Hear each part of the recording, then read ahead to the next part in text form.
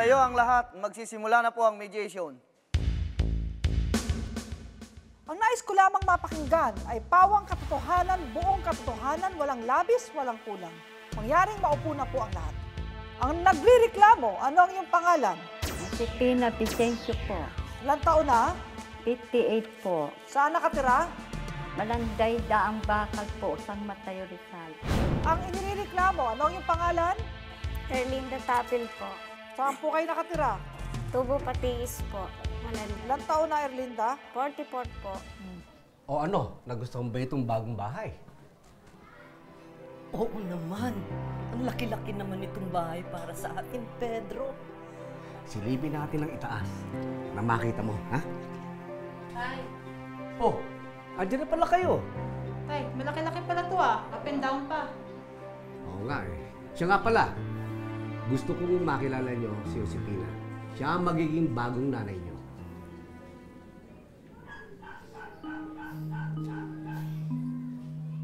Maiwan ko muna kayo. Magtitimpla lang ako ng kape, ha? Oo, sige, sige. Ay, halika mo dito. Bakit? Ano ba? Saan galing yung babae niya? Ano, diskumpiyado ko sa mukha niya. Ano ba kayong mga anak? Mabait at masikaso si Josefina. At isa pa, gusto kong malaman niyo, matagal nang patay ang nanay niyo. Pero naman, tay. Tayo naman. Wala nung pero. Bakit? May bibili niyo ba mga kailangan ko? Hayaan ko na lang ang bigayan. At isa pa, mahal ko siya at alam ko mahal niya rin ako.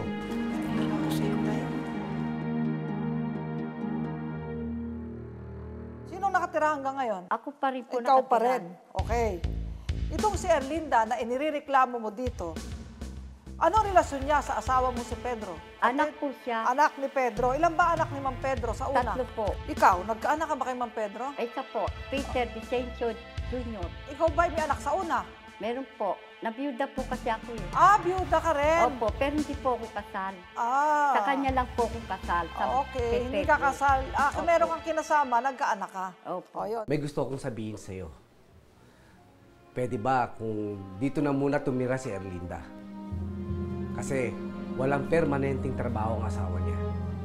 Yung ipang-uupan nila, yun na muna ang panggastos nila dito sa bahay. Ano ka ba? Walang problema.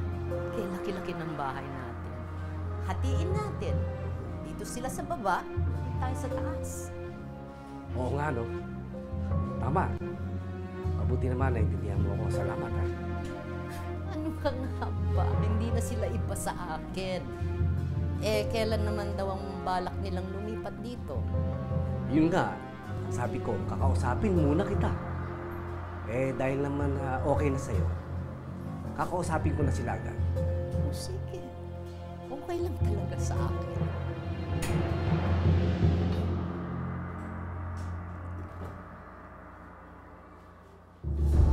Mahal, ikaw na muna magtabi nitong titulo ng lupa natin. Kasi, baka maiwala ko pa. Bakit pa na yung himas mo dyan sa dibdib mo? Wala ito. Huwag mo ako intindihin. Okay ka lang. Gusto mo bang kunan kita ng malamig na tubig? Huwag na. Ayos lang ako. Siya nga pala. Kung pwede sana, ikaw na muna magtabi ng ibang importanteng papeles ko dito.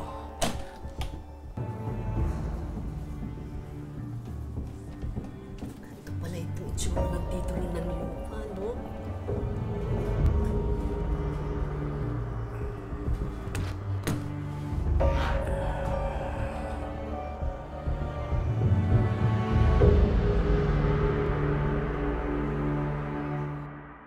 Kailan nangyari to, Aling Josefina? 2006 po. Ano nangyari sa asawa mo Ay, pagkatapos na... bigla po siya nang hina.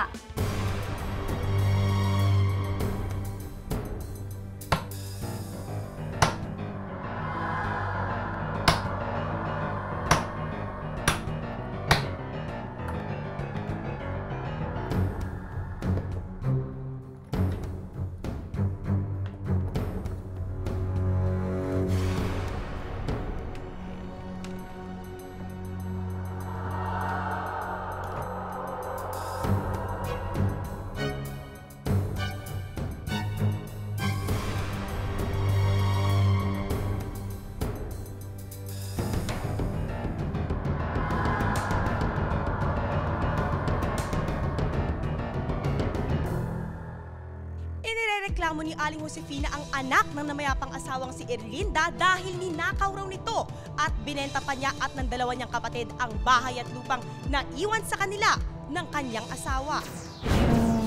Testamento na sa amin niya ipinamana ng tatay. By next week po, maibibigay po namin yung pera. Nararapat lang sa amin ng anak ko ito dahil ito ang huling alaala na naiwan sa amin ni Pedro.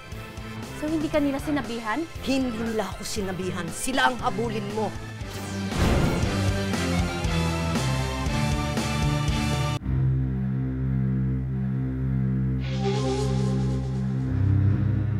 Bakit yung binibenta yung bahay? Kasi ma'am, simula po kasi nung namatay ang tatay, napag-usapan namin magkakapatid na ibenta na lang itong bahay.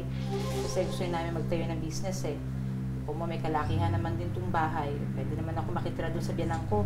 Yung dalawa ko naman po kasing kuya, may kanya-kanya ng bahay. Naku anak, hindi ka natalo sa bahay na to. Up and down pa nga, di ba? Tapos, 250,000 lang. Ito yung testamento na sa amin nga ipinamana ng tatay. So ito po ba yung last will testament niya? Oo, yan nga po. By next week po, maibibigay po namin yung pera. Naku, ma'am, salamat.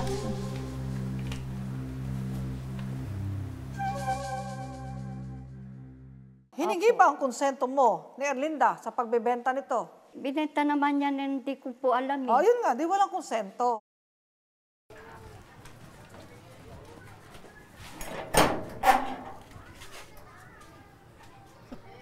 Ikaw ang teacher na nakabili ng bahay na to, no? Ako nga po. Hindi po kasi nasabi sa akin nila may ibang taong titira dyan. At may madrasta si Erlinda. Ako na nga, pwes. Hindi niyo makukuha ang bahay nito. Nararapat lang sa amin ng anak ko ito dahil ito ang huling alaala na naiwan sa amin ni Pedro.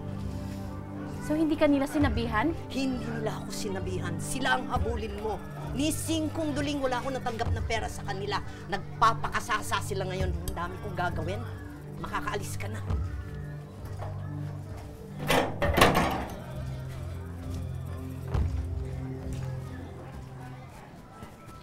So ano ngayon ang katibayan mo na may karapatan ka sa bayat lupa?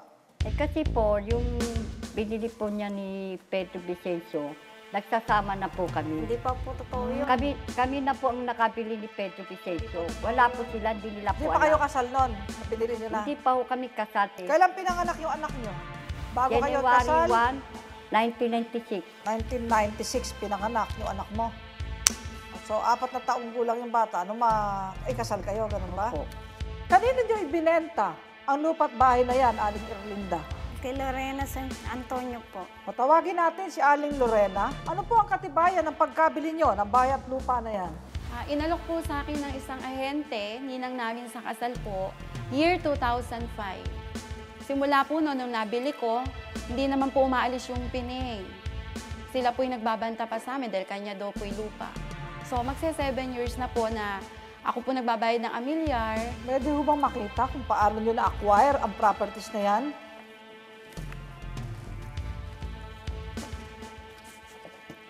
Lumilitaw po na merong extrajudicial settlement of estate of the late Pedro Vicencio with deed of absolute sale. At ito po ay isinagawa. Kailan ginawa ito? 2005 po, March 6. 2005. Asawa na ni Mang Pedro. Noong 2005, asawa na ni Mang Pedro, ito si Aling Josefina. Opo. Naka. At ang derivative title nyo ay yung titulo ni Pedro Vicencio Widow. Pedro Vicencio. Pero kasal po si Mang Pedro Vicencio kay Aling Josefina noong January 20, 2000. Naninindigan si Erlinda na walang karapatan ang kanyang madrastang si Josefina sa lupa ng yumaong ama niya.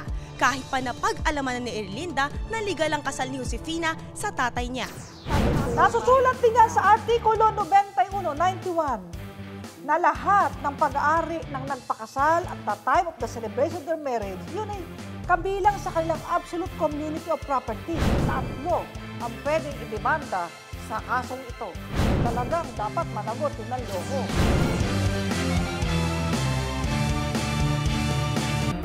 Inirereklamo ni Josefina ang mga anak sa una ng asawa niyang si Pedro.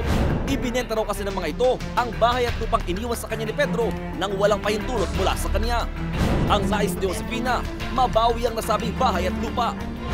Sagot naman ang inireklamong si Erlinda sa kanya at sa mga kapatid niya nakapangalan na titulo ng bahay at lupang naiwan ng kanilang namayapang ama. At wala raw karapatan si Josefina rito kahit pa'y kinasalito sa kanilang ama.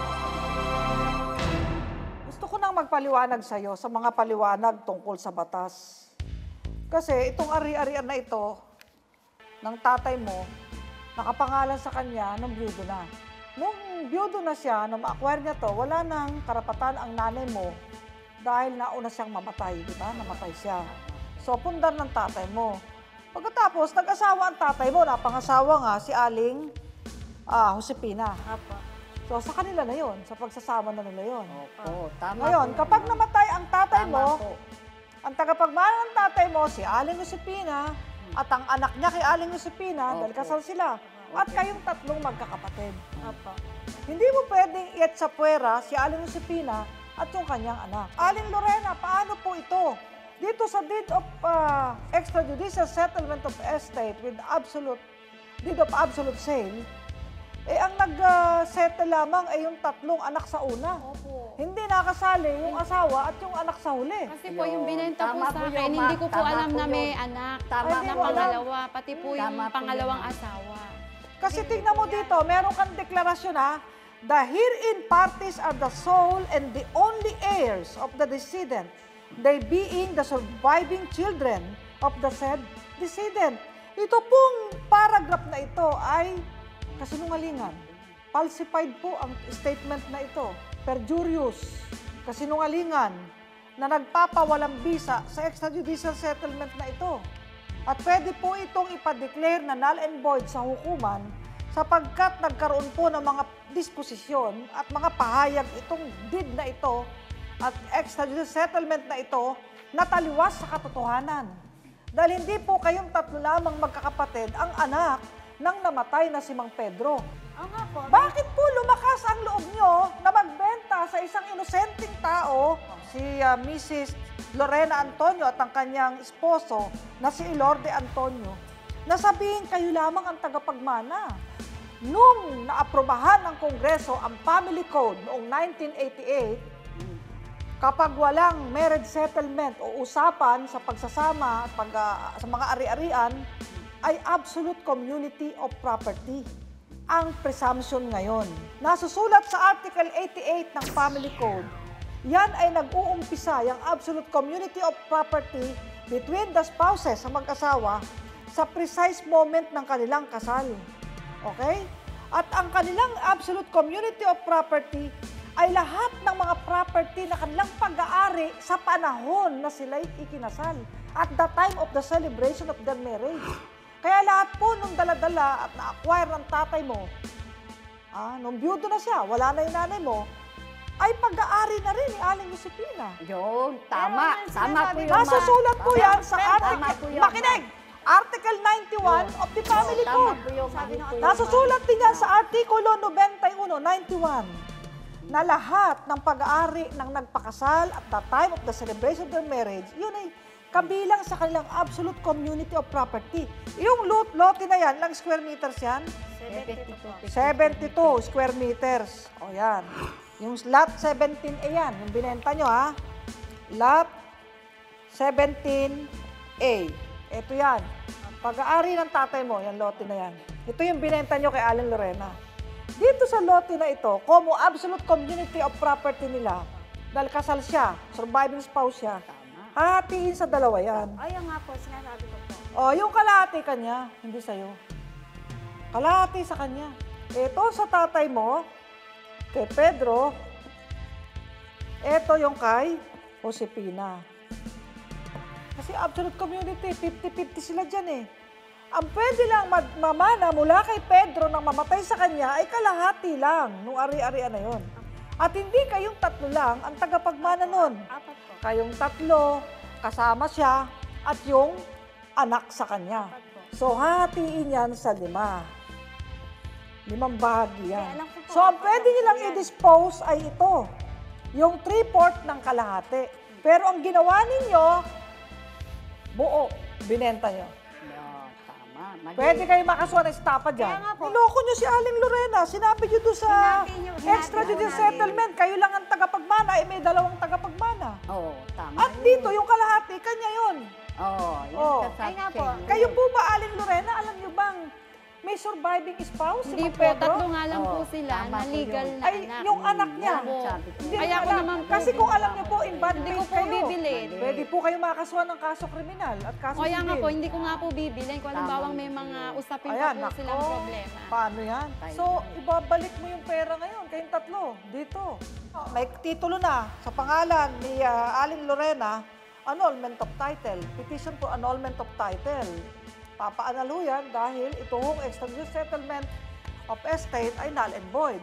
Wala akong bisa to dahil kasinungalingan ang deklarasyon dito. Hindi ka pwedeng magdeklara na ikaw lang ang heir kung may iba pang heir. Kaya dapat alamin mo, talagang dapat managot yun ang loko. Talagang pwedeng maasunto si Aling Erlinda, sino pa? Si Mang Luisito Vicencio at si Mang Reynaldo Vicencio. Tatlo ang pwedeng idemanda sa kasong ito. Aabot ng 20 years ang pagkakulong sangayon sa Article 315 ng Revised Penal Code. Kapag may panluloko, if the amount of fraud, no, humihigit ng 22,000 pesos, tapos kada 10,000 dagdag ng penalty at hindi higit sa 20 years ang pagkakulong dito sa kasong ito. Article 315, first paragraph of the Revised Penal Code. Yan. Swindling o estapa. Walang lukuhan dito. Bawal ang kasinungalingan dito. Kaya sabi ko kayo na, buong katotohanan. Walang labis, walang kulang. Oh, ibalik niyo yung pera. Itong si Lorena. Anong gusto mo, Aling Josefina? Asunto, areglo. Areglo. Oh, ano siya makulong? Bibigyan mo ng taning para isoli ang pera. Pero ipapatama po itong titulo. Magpapile po sa court. Bala sila magbayad yan. Sila nakinabang. Hindi naman Sa oras na ito, aking ina-assign sa'yo, tumayo ka, Attorney Michelle Antonio, mag-aayos ng asunto nyo. Ang asunto ay annulment of title. Nako, ang magiging respondent po dyan ay ang mag-asawang Antonio. Tapos, kailan ka magbabayad? Kakausapin ko po yung kuya ko po. Hindi ko po. Hindi kakusapin, magbayad kayo sa loob ng 1 buwan mula ngayon. Ibabalik ang pera at ipipresenta sa husgado na ni-reimburse nyo para mapawalang bisa ito. Makikipag-ugnayan po kayo, Aling Josefina, sa aming opisina para po maiayos ang mga petisyon ay sasampa sa husgado para maiayos ang titulo na ito. At kailangan na ibalik ang pera. Otherwise, kapag hindi tumugon ay asunto. Isang kaso ng estapa ang naganap dito. Tawagin na natin si Atty. Michelle Antonio para sa inyong compromise. Ang kaso, annulment of title at paglabag sa Article 315, Paragraph 1 ng Revised Penal Code. Kami na nakalagda sa kasunduang ito'y napag-usapan na pagkasunduan ang mga sumusunod. Una, na magsasampa ng petition for annulment of title si Josefina Vicencio para maibalik sa pangalan ni Pedro Vicencio ang titulo at gagawa sila pagkatapos ng decree of annulment ng tamang extrajudicial settlement of estate. Ikalawa, ibabalik ni Erlinda at ng mga kapatid niya ang perang natanggap mula sa bumili ng lupa na sina Lorena at Elorde Antonio sa loob ng 1 buwan mula ngayon. Kung hindi maibabalik ang naturang halaga, maaaring kasuhan sina Erlinda at ang 2 niyang kapatid ng estapa o swindling alinsunod sa Article 315, Paragraph 1 ng Revised Penal Code. Ang sino mang hindi tutupad sa mga isinasaad ng kasunduang ito ay kakasuhan sa husgado. Pagdating sa batas, lahat patas. Ito ang inyong public attorney. Tapos na po ang ating mediation.